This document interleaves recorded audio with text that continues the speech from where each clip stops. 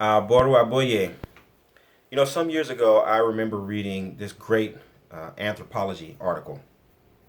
And in this article, it describes an ancient people and how this ancient people would go and perform this daily ritual. And they would stand in front of a magic mirror. And the scientists or the anthropologists speculate about what they were seeing when they looked into this magic mirror and what kind of prayers and incantations they might have been reciting when they did it, because there were no left records of what one said when they would face this mirror. They just know that there is a mirror, and then you have some kind of a basin, and you would also have an instrument about maybe 6 or 7 inches in length, a few inches, or excuse me, a few centimeters in diameter, and it has these sort of a bristly substance at the end of it, and you would take this instrument, and you would at the basin you would apply water to the instrument, and then apply a kind of a substance on top of it. It could be a paste, it could be a powder, but you would take this and then you would insert it into the mouth, and you would probably right now you realize what I'm talking about, right? This is this is basically just brushing your teeth, right? And that was the whole point of the article. As I was reading, I probably got to about that point in the article, and I realized he's talking about brushing your teeth, magic mirror, basin it with water, and what, you know. But it was the article was put into a journal to illustrate some of the shortcomings of anthropology and how it causes people to overemphasize these material details without fully understanding who the people are and why they're performing these rituals in the first place. Now, this is the School of Orisa Studies, and I'm your instructor, Obafemi Origunwa. Today's lesson is on getting past the anthropology effect. Within our practice, we are completely trapped by the anthropology effect. Trapped. And it has stagnated our practice for 25 straight years. We haven't taken a broad step forward in 25 years because we're trapped by the anthropology effect, whereby someone will talk about the magic mirror ritual, and they'll say you put water onto the toothbrush first and then you put the toothpaste. And someone else will jump in and say, with total indignation, no, absolutely not. You never put the toothpaste on after the water. You put the toothpaste on first, then you put the water, right? And then some people will say, I saw that it said that there was sometimes a powder. What kind of craziness is that? We never use a powder. We only use paste, and it has to be crushed, or and people will go back and forth.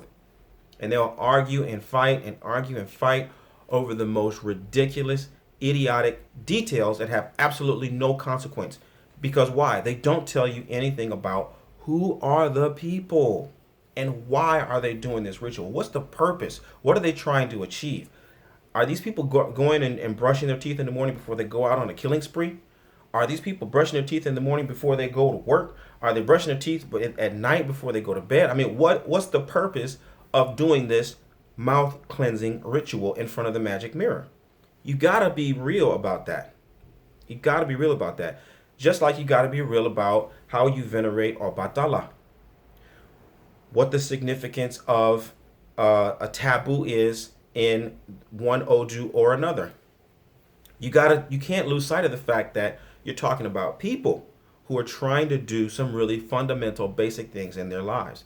And if the ritual and the precision of the ritual doesn't have anything to do with helping people to develop a better ability to perform as husbands, as wives, as fathers, as sons, as brothers, as sisters, as friends, as neighbors, as professionals, as laborers, then what are we doing? What's the point of it all, right? Which is why in all of my work, you read all of my books, you take any of my courses, everything is geared towards helping you get to first base. What's first base? First base is self-discovery, right? You can't be obsessing over ritual to the point that you forget yourself. Who am I as I conduct this ritual? Who am I as I venerate this Orisha? Who is the I in that whole process? If you're not discovering that, if no one is even aware of the fact that you are the active ingredient in any of the activities that you're doing, if no one is bringing that to your attention, you're not doing anything. You're just talking about, over analyzing small details in an infinite number of rituals and ceremonies. It never will move you forward. And that's why we collectively have not taken a bold step forward in 25 straight years. We are obsessed with the anthropology effect. And so within the Orisha Lifestyle Academy, within the School of Orisha Studies, we're working nonstop, 24 hours a day, 7 days a week, to help bring you into contact. It is important that you understand how procedures are done. It's important that you know how to say certain things. It's important that you know what comes first, second, and third. That is essential. Because if you're trying to brush your teeth with ketchup, for example, obviously you're not going to get anywhere with that either. But it's more important that, okay, once you know what you're using to brush your teeth, or what the substance is that goes into a ritual or a ceremony, it's imperative that everything that you do brings you back into focus on who you are, where you come from, why you're here in the first place, what you bring to the table, how you're supposed to take all of those elements and combine them to create a specific kind of an outcome.